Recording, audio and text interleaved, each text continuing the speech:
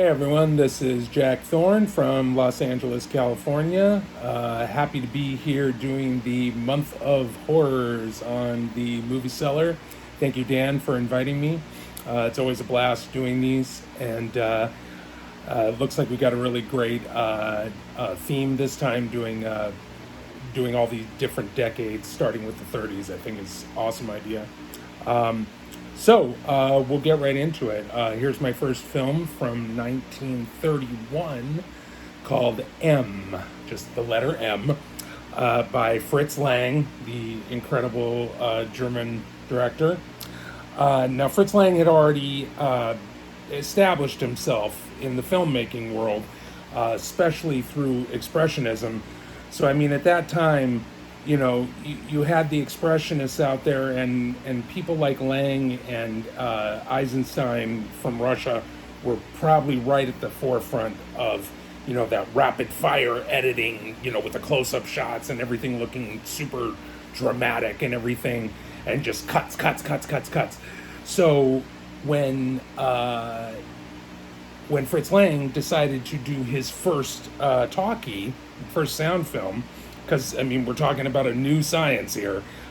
Talkies had only been around maybe 3-4 years, so this was Lang's first one, and he really didn't want to do what he was seeing in Hollywood, which was seeing when the talkies started. They were trying to put as much sound into the film as possible, and just everything was just full of sound all the time, talking all the time, sound going on all the time. So it was just crazy. So Lang was like, no, we gotta find somewhere kind of in the middle. So what Lang did with this film, the way he filmed it was great, because he took the expressionist, tendencies that he had been working on for years, and he started to work in this idea of working in sound effects, not just talking, but sound effects, to help tell the story rather than just always having dialogue. So the way that this film is made is pretty incredible. The way it incorporates sound and the dialogue and the visuals all together. At that time, I really can't think of a stronger film that was made yet, stronger than M. Now, as far as I forgot. Peter Lorre is the main character, actually our antagonist, Hans Beckert. Peter Lorre was brand new. He had just come onto the scene. This was actually his first big movie role. And it was all in German. He hadn't even learned English yet. But the funny story is, because the film did so well, they wanted to make an English version, which Lang wound up not even being involved in. But Peter Lorre actually learned English to do the overdub for the the English version of M. And after that, he started getting hired for English-speaking roles. So there you go. Anyway, there's really no other actors of note in the film. The two big names here are Fritz Lang, the director, and Peter Lorre. So basically, M is the arguably our first procedural crime serial killer film, at least on a big scale. When people found out that Lang was going to be doing a film about a child murderer, there was an enormous amount of backsplash and or blowback, and there was he couldn't get the studio to finance it, because he found out that the guy who ran the studio was a Nazi, and they were concerned. The Nazi party was concerned that they were going to be cast in a negative light and all that. So once he explained the story to him, they went ahead and lifted the ban. But at first he couldn't get any place to film it. And he was getting threatening letters in the mail saying, that if he made the film, that they were going to kill him, and just, ridiculous things. But anyway, so to get into the story, we open with a poor neighborhood in Berlin, 1931. A housewife, a mother, is doing the chores at home waiting for her daughter Elsie to come home. But as it turns out, Elsie is walking home from school and hears the whistling of what we now know as a leitmotif, which is a kind of a theme song that accompanies a character in a film. So anytime you see Hans Beckert's character, Peter Lorre, you hear "In the Hall of the Mountain King," the da da da da da da da da da da da da. So you get that theme every time he's around. So you hear the theme, and he offers to buy her balloon. They go to a blind balloon salesman and buy the balloon, and the next thing you know, Frau Beckman is still waiting for Elsie to come home, and then you see Elsie's ball roll away and the balloon fly up into the telephone wires, and that's our first scene. So from there, it goes into showing kind of two different subplots going on. We have the police who are trying to conduct their manhunt, trying to find out who Beckert is. Beckert has sent them an anonymous letter in the mail. He's actually sent them a couple, and they realize on the second one that he's serious and that he's not going to stop. And that's what he threatens in the letter. He's not going to stop. He's going to keep going. So anyway, they are trying to figure out all the evidence, and it's a lot like a procedural show is now. You know, it's with all the police evidence and everything.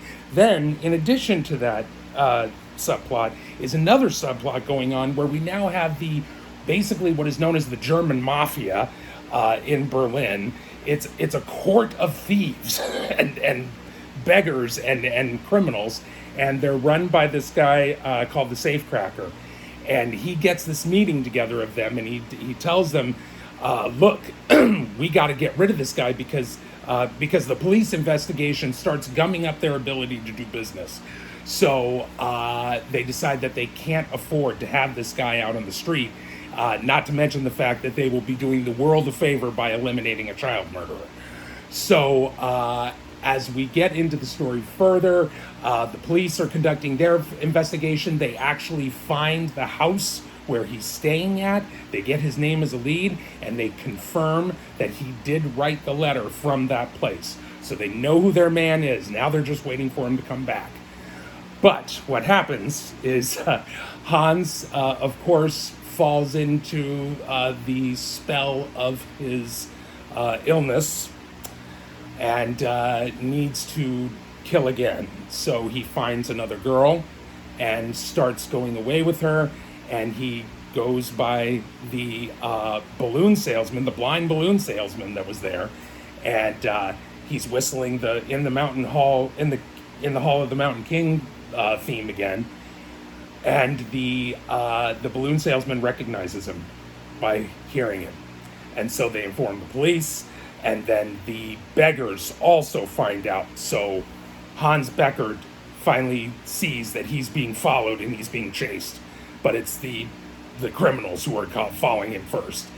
They chase him into an old office building, and it's a great scene that goes on for a while, the hunting for him, but they finally get him, and they bring him to like an underground, they go to like an old distillery, and I think it's like in an underground cavern or something, but they bring him down there, and there's a whole court of the beggars, and they're all there, and they're being led by this safecracker guy, and they basically do a kangaroo court and sentence this guy right there to death.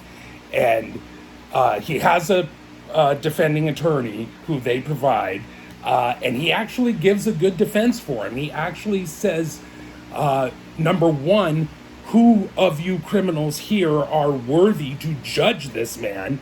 And second of all, this man, and Hans Beckert pleads for his life, and he pleads to be turned over for the police, to the police, and he says he's sick. He can't help it. He's plagued by these demons and these thoughts and these voices, and he can't help it. So the lawyer argues that it's not his fault. He should not be held responsible.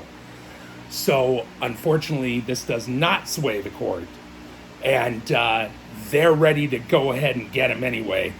And just at that moment, the cops show up. and they take everybody in, and they take Beckert in, and then you see he's there at the court, and he's hearing, he's having his hearing, and he's got the jury and the court and everything, and outside are three of the mothers of the little girls, three of the girls who have disappeared, and they said, it doesn't matter what the verdict is, because nothing's going to bring our children back, and we need to be more careful about watching our children and protecting them, all of us. And that's the end of the film. So it's this was an incredible film. Still is incredible. The way that Lang did it, it's extremely effective. Laurie's performance is off the charts, just incredible. My thoughts is this is one of the greatest films ever made, and definitely, I would have to say my favorite Fritz Lang, and I've seen a lot of Fritz Lang films, so I would put this right at the top. It's awesome film. Question, is it scary? Well, yes and no. It depends. Back then, it was terrifying to people. People were absolutely terrified of it, and they wanted nothing to do with it back in 1931.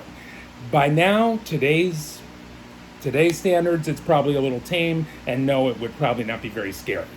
But to understand the context of how far ahead of its time this film was at the time, and the fact that it still definitely does have the ability to move you and make you think on both sides of the coin, both on the law enforcement side and from his perspective, that he's a sick man and he's effed up and he needs help, he needs psychiatric care. And so it brings up a lot. I think, is it scary only in the way that a folk horror is normal people doing terrible things to seemingly innocent people. So in that way, I guess it's sort of a folk horror, but it's more along the line of a procedural, thriller. But yeah, that's about it.